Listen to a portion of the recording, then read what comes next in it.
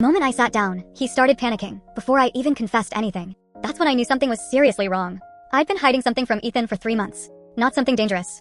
Not something scandalous. Just something personal, something I thought he'd take badly.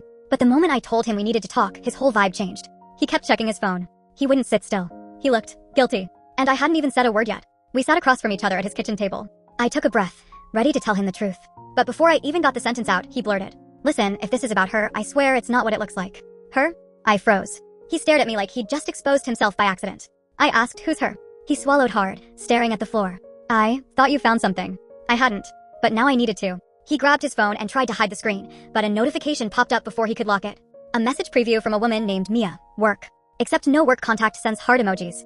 I didn't yell. I didn't cry. I just said, "Ethan, sit down." He kept pacing, rubbing his face, whispering, "I messed this up. I messed this up." So now my confession suddenly felt microscopic compared to whatever he was freaking out about. He finally sat, hands shaking. "I didn't mean for it to happen," he said. "She was just someone to talk to, and I thought things with us were getting distant." Funny thing was, we weren't distant. I had simply been planning a big change in my personal life, one I wasn't ready to talk about yet. But now, his secrets were pouring out like he'd been waiting for a reason to confess. He told me he'd been meeting her after late shifts, that they connected, that nothing physical happened, just emotional support. I didn't believe him. People don't panic like that over emotional support.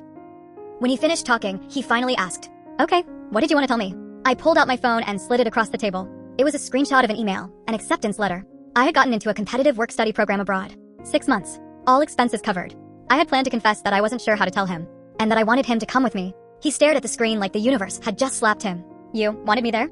I nodded. He leaned back and looked nauseous. Because he knew it would have changed everything for us if he'd stayed loyal long enough to hear it. He whispered, "Can we still talk about going?" "No," I said. "Not anymore." He asked why, even though the reason was sitting right in front of him. And that's when I told him the part he didn't expect, the real twist. "When you accused yourself before I even said anything. That told me everything I needed to know." He tried to explain. Beg. Promise. All of it. But the decision was already made. I was going abroad. Alone. And as I walked out his door, he said, "So that's it? You're really leaving?" I didn't turn around. "Ethan, I was never the one you should have been confessing to."